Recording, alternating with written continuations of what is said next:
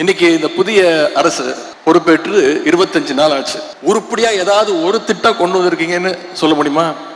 ஒரு திட்டமும் கிடையாது.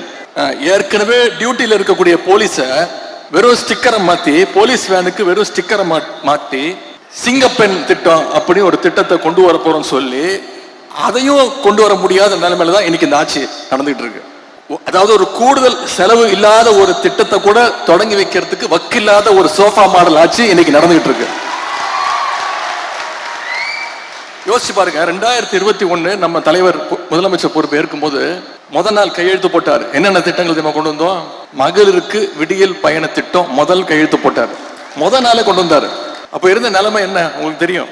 நிதி நிலைமை மோசம், கொரோனா 2வது நாள் லாக்டவுன், முதல் நாளே கையெழுத்து போட்டார். மகளிர் விடியல் பயண திட்டம் கொண்டு வந்தாரு.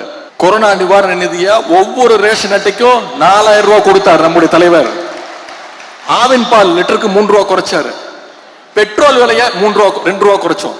இதெல்லாம் பண்ணது நம்முடைய திராவிட மாடல் அரசு, நம்முடைய கழக தலைவர் அவர்கள். ஆனா இன்னைக்கு இந்த சோஃபா மாடல் அரசு ஏதாவது ஒரு திட்டத்தை நிறைவேற்றி இருக்கிறாங்களா?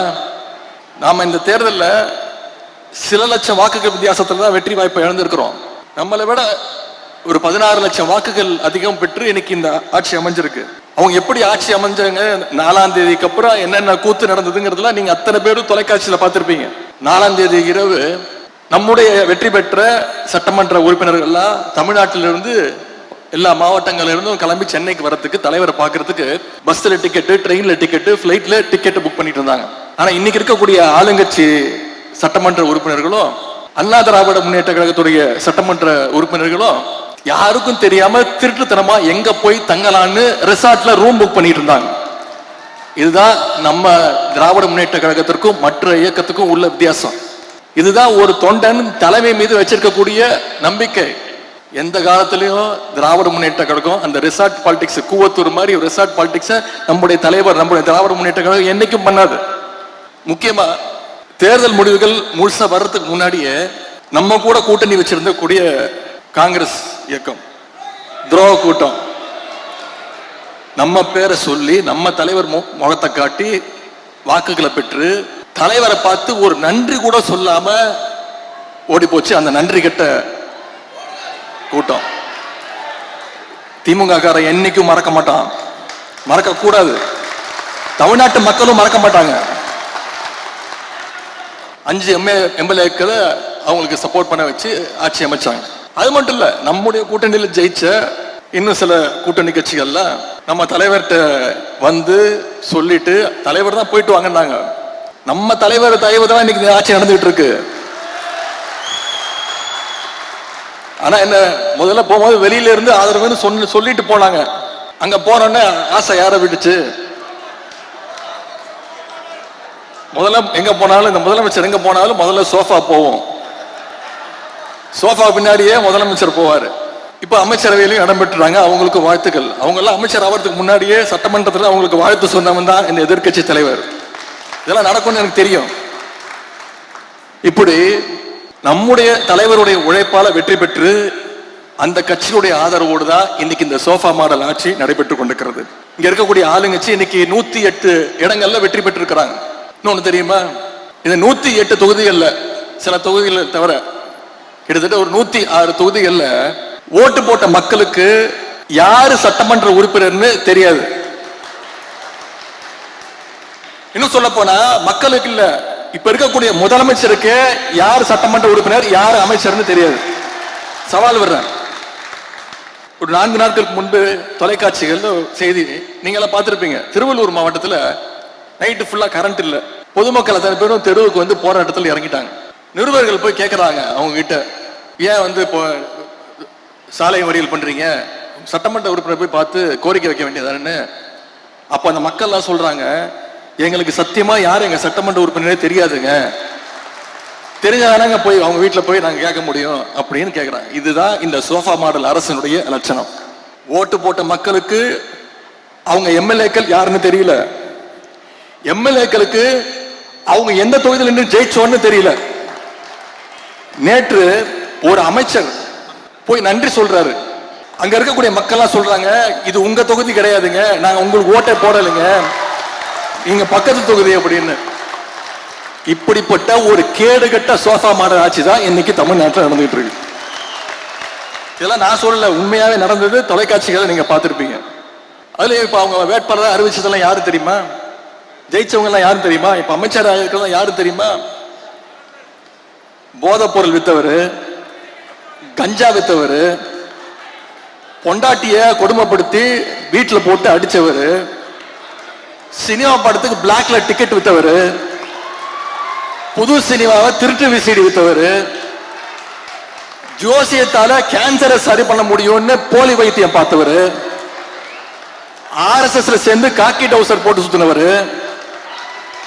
வாச்சாத்தி கொடுமைக்கு முக்கியமான காரணமா இருந்தவர், வேட்பாளர் அறிவுக்கு முந்தின நாள் வேற கட்சியிலிருந்து எகிரி குதிச்சு போனவர். இவங்கெல்லாம் இன்னைக்கு ஆளுங்கட்சியுடைய சட்டமன்ற உறுப்பினர்கள், அமைச்சர்கள். இவங்க பேரும் முதலமைச்சருக்கு தெரியாது.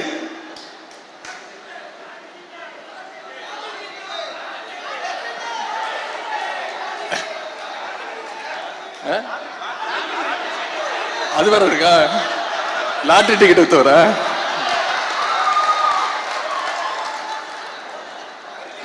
இதெல்லாம் முன்னாடியே தெரிஞ்சிருந்தா கரெக்டா சுதாரணமா இருந்திருக்கலாம். இதெல்லாம் தேர்தல் ரிசல்ட்டுக்கு அப்புறம் தான் நமக்கே தெரியுது. இன்னொரு கொடுமை என்ன தெரியுமா? இந்த ஆட்சியில அமைச்சர்கள் வந்திருக்கிறாங்கல்ல, நியமிக்கப்பட்டிருக்கிறாங்கல்ல, எந்த அமைச்சருக்கு எந்த துறைன்னு அமைச்சருக்கு தெரியல. ஒரு அமைச்சர் அவர் பிரஸ்ல கேட்கிறாரு, நான் சுற்றுச்சூழல் அமைச்சரா இல்ல சுற்றுலாத்துறை அமைச்சரா அப்படின்னு நிருபர்கிட்ட கேட்கிறாருங்க. இந்த மாதிரி ஒரு கேடு கெட்ட ஆட்சி எங்க பாத்திருக்கீங்களா? அமைச்சருக்கு தெரியல என்ன பொறுப்புன்னு, எந்த இலாக்கான்னு தெரியல. நிருபரை பார்த்து கேட்கிறாரு. ஒரு பழமொழி சொல்லுவாங்க, ஒரு கோமாளி அரண்மனைக்கு போறதாலேயே அவன் அரசன் ஆயிட மாட்டான், அந்த அரண்மனை தான் சர்க்கஸ் கூடாரமாக மாறிவிடும் அப்படின்னு ஒரு பழமொழி சொல்லுவாங்க. இன்னைக்கு அது நடந்துகிட்டு இருக்கு, கண்ணு முன்னாடி நடந்துகிட்டு இருக்கு. ஆனா ஒரு கோமாளி இல்ல, எல்லாமே கோமாளி. ரம்மியில சொல்லுவாங்கல்ல, 13 ஜோக்கரா வந்தா என்னையா பண்றது அப்படின்னு, அந்த நிலைமையில இன்னைக்கு இந்த சோஃபா மாடல் அரசு நடந்துகிட்டு இருக்கு. இதைத்தான் நம்முடைய தலைவர் சொன்னாங்க, இங்க அமைஞ்சிருக்கிறது ஒரு மாயாஜால கவர்ச்சி ஆட்சி அமைஞ்சிருக்கு அப்படின்னு சொன்னாங்க. 2 நாளுக்கு முன்பு நம்முடைய சிஎம் சார் நன்றி சொல்றதுக்காக திருச்சிக்கு போனாரு. திருச்சி கிழக்குக்கு. இங்க பெரம்பூர்ல ஜெயிச்சிருக்கிறாரு, இங்க இருக்கக்கூடிய பெரம்பூருக்கு போய் நன்றி சொல்றதுக்கு வக்கு இல்ல. இதுவும் நான் சொல்லிதான் போனாரு. சட்டமன்றத்தில் நான் சொன்னேன், திருச்சிக்கு போய் முதல்ல நன்றி சொல்லுங்க. 20 நாள் முன்னாடி சொன்னேன். போனாரு, நன்றி சொன்னாரா?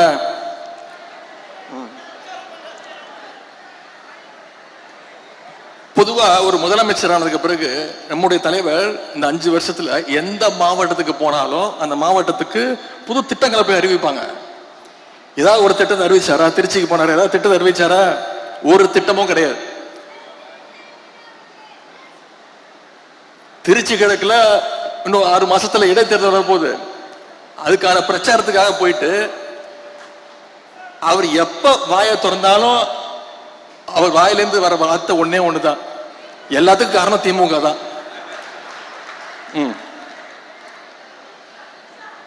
திருச்சியில் அவர் பேசுற பேச்சை கேட்டு இன்னைக்கு தமிழ்நாட்டு மக்கள் தலையில அடிச்சுக்கிறாங்க. இவரெல்லாம் ஒரு முதலமைச்சரா தேர்ந்ததுக்கு இன்னைக்கு தலையில அடிச்சுக்க ஆரம்பிச்சுட்டாங்க.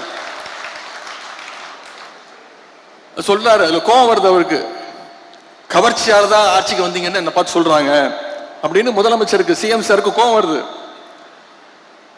சரி, கவர்ச்சியில் ஜெயிக்காம நீங்க எதை வச்சு ஜெயிச்சீங்க சொல்லுங்க பாப்போம். ஏதாவது ஒரு 2 காரணம் சொல்லுங்க பாப்போம். கலைஞர் மாதிரி இந்திய எதிர்ப்பு போராட்டத்தில் கைது பண்ணி போராட்டம் பண்ணி ஜெயிலுக்கு போயிட்டு வந்தீங்களா? சரி, எங்க தலைவர் மாதிரி மிசா கொடுமையில 1 வருஷம் உள்ள இருந்து வந்தீங்களா? கட்சி ஆரம்பிச்சே 2 வருஷம் தான் ஆகுது. மாநில உரிமைகளுக்காக என்னைக்காவது குரல் கொடுத்திருக்கிறீங்களா? ஒன்றிய பாஜக அரசு ஏதாவது குரல் கொடுத்திருக்கிறீங்களா? பின்ன வேற எதை வச்சு நீங்க ஆட்சிக்கு வந்தீங்க? ஏதாவது ஒரு போராட்டம் பண்ணிருக்கீங்களா? எல்லாத்தையும் விடுங்க, தமிழ்நாடு முழுக்க போய் மக்களை சந்திச்சு உங்க கொள்கை தான் சொல்லி ஓட்டு கேட்டீங்களா? உங்க வேட்பாளர் பேர் உங்களுக்கு தெரியுமா? எதுவுமே தெரியாது. இதைத்தான் எங்களுடைய தலைவர் அவர்கள் கவர்ச்சி அரசியல் எங்களுடைய தலைவர் அவர்கள் சொன்னாங்க. அது மட்டும் இன்னொன்னு சொல்றாரு, அவர் வாயில நல்லா வந்துருமா. வாயில என்ன வரும்? தமிழ்நாட்டு மக்கள் வாயில நிறைய வரும். தமிழ்நாட்டு மக்கள் காத்துக்கிட்டு இருக்காங்க, இந்த முதலமைச்சர் வாயில ஏதாவது ஒரு நல்ல வார்த்தை வருமா அப்படின்னு, ஏதாவது ஒரு திட்டங்கள் வருமானு நீ காத்துக்கிட்டு இருக்காங்க. இது வரைக்கும் உருப்படியா ஒன்னும் வரல. எந்த பிரச்சனையை கேட்டாலும் திமுக வெர்சஸ் தாவேகா, எதை பத்தி கேட்டாலும் திமுக செய்கின்ற சதி. இப்படிப்பட்ட ஒரு முதலமைச்சரை இன்னைக்கு தமிழ்நாட்டு மக்கள் தேர்ந்தெடுத்துட்டாங்க. அந்த முடிவை நம்ம ஏத்துக்கிட்டு தான் ஆகணும். அது மட்டும் இல்ல, தூரசக்தி, ஓரசக்தி, பாரசக்தின்னு நம்முடைய திரைப்பட இயக்குனர் திரு டி ராஜேந்தர் மாதிரி ரைமிங்கா டயலாக் பேசுறாரு. திமுகவுக்கு வயசு 75, பவள விழா ஆண்டு தாண்டி போயிட்டு இருக்கிறோம். திமுக நாங்க பார்க்காத வெற்றியும் கிடையாது, நாங்க பார்க்காத தோல்வியும் கிடையாது. எவ்வளவு பெரிய தோல்வியா இருந்தாலும் மீண்டு எந்திரிச்சு வருவோம். எங்க தலைவர் எங்களை அப்படிதான் ட்ரெயின் பண்ணியிருக்கிறாரு. ஆனா எந்த காலத்திலையும் திமுக மக்களை விட்டு தூரமா நின்னதே கிடையாது. இன்னைக்கு உங்க கூட ஒட்டிக்கிட்டு இருக்குது காங்கிரஸ் கட்சி. 1976ஆம் ஆண்டு எமர்ஜென்சி கொண்டு வந்துச்சு தமிழ்நாட்டில். அப்ப தமிழ்நாட்டில் திமுக ஆட்சி, கலைஞர் தான் முதலமைச்சர். அப்போ எங்க ஆட்சியே போனாலும் பரவாயில்ல, எமர்ஜென்சியை எதிர்ப்போன்னு மக்கள் கூட நின்ன கழகம் திராவிட முன்னேற்ற கழகம். என்னைக்கும் மக்களை விட்டு தூரமா பயந்து பார்த்து யாருக்கும் பயந்து ஓடுற கூட்டம் கிடையாது நம்முடைய திமுக. பயங்கிறது உடன்பிறப்புகளுடைய பிளட்லயே பயங்கர வார்த்தையே கிடையாது. இன்னும் கொஞ்ச நாள்ல மக்கள் பார்க்க போறாங்க, யார் தூரமா நிக்க போறது, யார் ஓட போறது அப்படிங்கறத மக்கள் விரைவில் தெரிஞ்சுப்பாங்க. இப்பதான் 25 நாள் தான் ஆச்சு. இன்னைக்கு ஒரு அரசு விழாவில், தமிழ்நாட்டு அரசு விழாவில் தமிழ்தாய் வாழ்த்து 3வது இடத்துக்கு போயிருச்சு. இத ஓரமா நின்று வேடிக்கை பார்த்தது யாரு? திருவள்ளுவருக்கு மீண்டும் காவி பெயிண்ட் அடிக்க ஆரம்பிச்சுட்டாங்க. இத பத்தி பேசுறதுக்கு வக்கு இல்லாம பயந்தாங்கோலியா இன்னைக்கு ஓரமா நின்று வேடிக்கை பார்த்துட்டு இருக்கிறது யாரு? இன்னைக்கு கர்நாடகா முதலமைச்சர் திரு டி கே சிவகுமார் அவர்கள் சொல்றாரு, இவ்வளவு நாள் திமுக ஆட்சியில் இருந்தது, அதனால மேகதாது அணையை பத்தி நம்மளால பேச முடியாம இருந்துச்சு. இன்னைக்கு திமுக ஆட்சியை விட்டு போயிடுச்சு, இனிமே நமக்கு கவலை கிடையாது, மேகதாது அணையை கட்டுவோம் அப்படின்னு சொல்லும் போது அதை பத்தி எதிர்த்து குரல் கொடுக்க கூடாத ஒரு வக்கு இல்லாத ஆட்சி இன்னைக்கு யார் நின்று வேடிக்கை பார்த்துக்கிட்டு இருக்கிறது? இப்படி நாளுக்கு நாள் தமிழ்நாட்டில் தொடர்ந்து பாத்தீங்கன்னா அந்த 25 நாள் எவ்வளவு கொலைகள், கொள்ளைகள், பாலியல் பலாத்காரங்கள் தொடர்ந்து வந்துகிட்டு இருக்கு. குழந்தையிலிருந்து பாட்டி வரைக்கும் பாலியல் வன்கொடுமையால எல்லாரும் பாதிக்கப்பட்டு இருக்கிறாங்க. இதை பத்தி எல்லாம் பேசினா முதலமைச்சர்களுக்கு கோபம் வருது. என்ன தெரியுமா சொல்றாரு? 6 மாசம் சும்மா இருப்பேன்னு சொன்னீங்களே அப்படின்னு அழுகுறாருங்க. 6 மாசம் சும்மா இருப்பேன்னு சொன்னீங்கல்ல, இப்பெல்லாம் பேசலாமா அப்படின்னு புலம்புறாரு. நீங்க பொய் வாக்குறுதிகள் நிறைய கொடுத்தீங்க, அப்பவே சொன்னோம் இதெல்லாம் நிறைவேற்ற முடியாதுன்னு. அதை செயல்படுத்துவதற்கு தான் உங்களுக்கு 6 மாசம் டைம் அப்படின்னு எங்க தலைவர் சொன்னாரு. எவ்வளவு பொய் வாக்குறுதிகள்! நான் சட்டசபையில பேசினேன், நிச்சயம் உங்களால நீங்க கொடுத்திருக்கக்கூடிய வாக்குறுதிகளை நிறைவேற்ற முடியாது, அவகாசம் எடுத்துக்கோங்க. ஆனா தமிழ்நாட்டு மக்களை ரொம்ப நாள் ஏமாத்தாதீங்க. எங்களுடைய தலைவர், எங்களுடைய திராவிட மாடல் அரசுல பல நல்ல திட்டங்களை கொடுத்தோம். மகளிர் உரிமை தொகை கொடுத்தோம், அதை கொடுங்க. முதலமைச்சர் காலை உணவு திட்டம் கொடுத்தோம், அதை கொடுங்க. கல்வி ஊக்கத்தொகை கொடுத்தாரு எங்க தலைவர், அதெல்லாம் நிப்பாட்டிடாதீங்க. நடைபெற்றிருக்கக்கூடிய திட்டங்களை நிப்பாட்டக்கூடாதுன்னு நான் சட்டமன்றத்தில் பேசினேன். மக்களை ரொம்ப நேரம் காக்க வச்சிடாதீங்கன்னு சொன்னேன். இன்னைக்கு உங்க ஆட்சியுடைய கொடுமையை தமிழ்நாட்டு மக்களால அரை நாள் கூட தாங்க முடியலையே. புதுசா திட்டம் கொண்டு வரதுக்கு, வாக்குறுதி நிறைவேற்றுறதுக்கு 6 மாசம் டைம் ஓகே. ஆனா டெய்லி பிரச்சனை இருக்கு, சட்டம் ஒழுங்கு பிரச்சனை இருக்கு. அதுல நீங்க சொதப்பினா நாங்களாம் வாயை மூடிட்டு சும்மா இருக்கணுமா, வேடிக்கை பார்க்கணுமா? நிச்சயம் குரல் கொடுப்போம், நிச்சயம் உங்க தவறுகளை சுட்டி காட்டுவோம். திமுக ஆட்சிக்கு வந்தப்போ 2021ஆம் ஆண்டு நம்முடைய தலைவர் சொன்னாங்க, எங்களுக்கு வாக்களிக்காத மக்களும் திமுகவுக்கு வாக்களிக்காம விட்டுட்டோமே, தவறு செஞ்சிட்டோமே அப்படின்னு வருந்துற அளவுக்கு எங்களுடைய ஆட்சி அமையும், ஆட்சி நடத்துவோம் அப்படின்னு நம்முடைய தலைவர் சொன்னாங்க. ஆனா இன்னைக்கு உங்க ஆட்சியில உங்களுக்கு ஓட்டு போட்டவங்க கூட ஐயோ தெரியாம இந்த கட்சிக்கு ஓட்டு போட்டுட்டோமே அப்படின்னு வருந்தக்கூடிய அளவுக்கு உங்களுடைய ஒவ்வொரு நாள் செயல்பாடும் இன்னைக்கு நடந்துட்டு இருக்கு. ஆட்சி அமைப்பதற்கு குதிரை பேரம் நடத்தலன்னு முதலமைச்சர் அவருக்கு தானே சர்டிபிகேட் கொடுத்துக்கிறாரு. என்னென்ன நடந்துச்சுன்னு தமிழ்நாட்டு மக்கள் பார்த்தாங்க. மன்னார்குடி எம்எல்ஏவை என்ன பண்ணீங்க?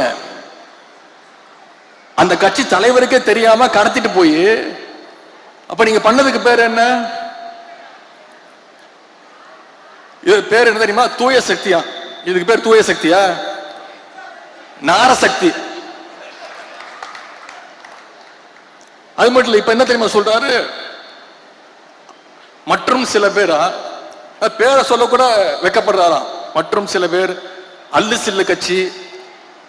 நான் கேட்கிறேன், அப்புறம் அல்லு சில்லு கட்சி தானே, அப்புறம் எதுக்கு அவங்க எல்லாம் போய் தனித்தனியா போய் பார்த்து சால்வ போட்டு போட்டோ எல்லாம் எடுத்தீங்க? எதுக்கு சோஃபா செட் அமிச்சிங்க?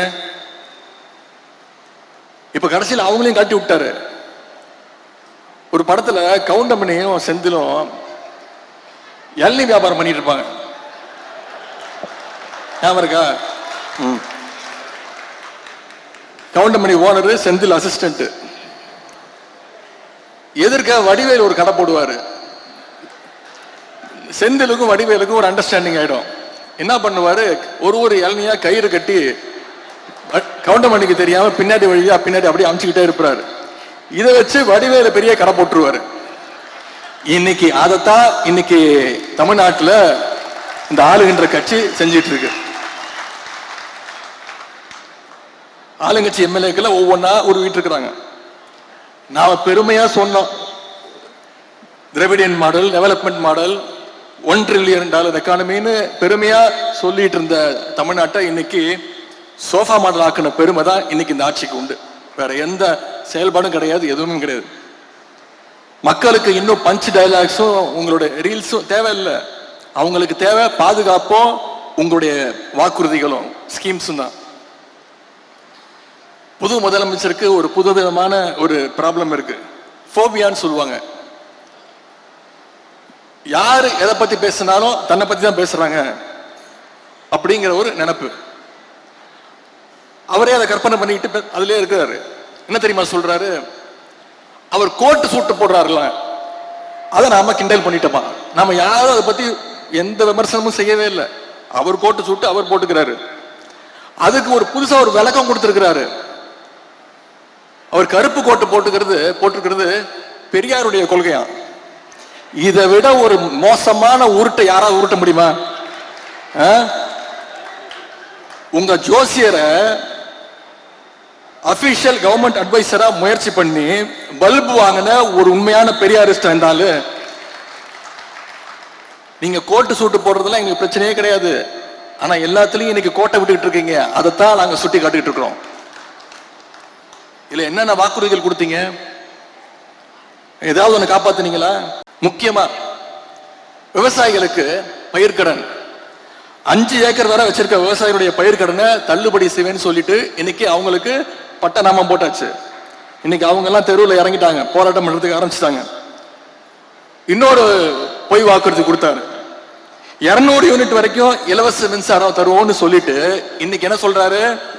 500 யூனிட்டுக்கு மேல மின்சாரம் பயன்படுத்தி இருந்தா 200 யூனிட் ஃப்ரீ கிடையாது அப்படின்னு இன்னொரு நாமத்தையும் போட்டாரு. அது தவிர இன்னும் பல்வேறு வாக்குறுதிகள், பொய் வாக்குறுதிகள் கொடுத்திருக்கிறாங்க. என்னென்ன தெரியுமா? உரிமை தொகை மாசம் 2500 ரூபாய், ஞாபகப்படுத்திக்கிட்டே தான் இருப்போம். கொடுக்கிற வரைக்கும் விட மாட்டோம். வருஷத்துக்கு 6 சிலிண்டர், தாய்மாமன் சீர், பட்டு புடவை, தங்க செயின், இப்படி கண்ணா அப்பன்னு வாக்குறுதிகள் அள்ளி வீசி இருக்கிறீங்க. மக்கள் இதெல்லாம் ஞாபகம் வச்சுக்கிட்டே இருப்பாங்க. நாங்க தொடர்ந்து ஞாபகப்படுத்திக்கிட்டே தான் இருப்போம். திமுக மேல பழிய போட்டு மக்களை மேனிபுலேட் பண்ணியிருக்கிறாரு நம்முடைய ஆளுங்கட்சியை சேர்ந்தவங்க. இந்த நிகழ்ச்சியின் மூலமா நான் சொல்லிக்க விரும்புவதெல்லாம், தமிழ்நாட்டு மக்களுக்கு ஏதாவது ஒண்ணுன்னா திராவிட முன்னேற்ற கழகம் நாங்க வேடிக்கை பார்த்துட்டு இருக்க மாட்டோம். எங்க தலைவர் வேடிக்கை பார்த்துட்டு இருக்க மாட்டார். உங்களுக்கு எதிராக குரல் கொடுப்போம். ஆளுங்கட்சிக்கு எதிராக தவறு செஞ்சீங்கன்னா குரல் கொடுப்போம். களத்துக்கு வந்து போராடுவோம். நம்முடைய முதலமைச்சர் அவர்கள், சிஎம் சார் சொன்ன மாதிரி, ரீல்ஸ் பார்த்து ஓட்டு போட்ட மக்கள்லாம் இன்னைக்கு தொலைக்காட்சிகள் பார்க்க ஆரம்பிச்சுட்டாங்க, செய்தித்தாள்கள் படிக்க ஆரம்பிச்சுட்டாங்க, அசம்பிளியை லைவா பார்த்துட்டாங்க, அசம்பிளியில நம்ம எவ்வளவு ஓட விட்டோங்கிறதையும் பார்த்து ரசிச்சுட்டாங்க. இப்ப சட்டமன்ற நிகழ்வுகள் எல்லாம் தொடர்ந்து கவனிப்பாங்க. இந்த மாற்றமோ அவேர்னஸ் தான் உங்க வீழ்ச்சிக்கான தொடக்கம். எல்லாத்துக்கும் திமுக மேல பழி போட்டு தப்பிச்சா நினைக்கிற உங்களோட கனவு இன்னைக்கு ஒரு நாள் பழிச்சிருக்கலாம், என்னைக்கும் பலிக்காது. தமிழ்நாட்டு மக்கள் விரைவில் உங்களுடைய முகத்திரைய கிழிப்பாங்க, உங்களுடைய உண்மையான முகத்தை அவங்க பார்ப்பாங்க. இந்த கவர்ச்சி அரசியலுக்கு நிச்சயம் ஒரு முடிவரை எழுதுவாங்க. சட்டமன்ற தேர்தல் முடிவுகள் தொடர்பாக நம்முடைய தலைவர் அவர்கள் ஒரு குழு அமைச்சிருக்கிறாங்க. தமிழ்நாடு முழுக்க அவங்க பயணம் பண்ணி நம்முடைய வேட்பாளர்கள், மாவட்ட நிர்வாகிகள்லாம் சந்திச்சு ஒவ்வொரு தொகுதியிலும் ஏன் வெற்றி வாய்ப்பை இழந்திருக்கிறோம், ஏன் வெற்றி வாய்ப்பை பெற்றிருக்கிறோம் அப்படின்னு கள ஆய்வு செஞ்சு நம்முடைய தலைவர்கிட்ட நிச்சயம் அவங்களுடைய கருத்துக்களை எல்லாம் சொல்லுவாங்க. அந்த கருத்துக்களுடைய அடிப்படையில் கழகத்துடைய நலன் கருதி நிச்சயம் நம்முடைய தலைவர் நல்ல முடிவை எடுப்பாங்க. வரும் காலங்களில் கழகம் வெற்றிகளை குவிக்க நாம் அத்தனை பேரும் ஒற்றுமையோடு ஒன்றாக இருந்து இன்னைக்கு சேப்பாக்க திருவல்லிக்கேணி தொகுதியில் எந்த சிச்சுவேஷனாக இருந்தாலும் எந்த நிலைமையா இருந்தாலும் வெற்றி பெறுவோம்னு நிரூபிச்சு காட்டியிருக்கிறோம். அடுத்த முறை இதை விட பல மடங்கு பெரிய வெற்றியை நாம பெற்றே ஆகணும், நிச்சயம் பெறுவோம்.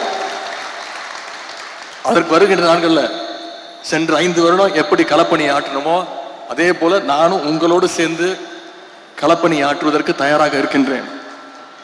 மீண்டும் நம்முடைய கலைஞர் ஆட்சி, நம்முடைய தலைவர் தலைமையில மீண்டும் நம்முடைய தலைவர் அவர்கள் முத்துவேல் கருணாநிதி ஸ்டாலின் எனும் நான் அப்படின்னு அவர் மீண்டும் பதவி ஏற்கின்ற நாள் தூரத்தில் கிடையாது, அதை செஞ்சு காட்டுவோம் அப்படின்னு கூறிக்கொண்டு எனக்கு இந்த மிகப்பெரிய வெற்றியை தேடித்தந்த சேப்பாக்கம் திருவல்லிக்கேணி தொகுதி மக்கள், உங்க மக்கள் நிர்வாகிகள், கழக நிர்வாகிகள், வந்திருக்கக்கூடிய தாய்மார்கள், என்னுடைய அருமை சகோதரிகள், உங்க அத்தனை பேருக்கும் மீண்டும் என்னுடைய நன்றியை தெரிவித்து வாய்ப்புக்கு நன்றி கூறி விடைபெறுகின்றேன். நன்றி, வணக்கம்.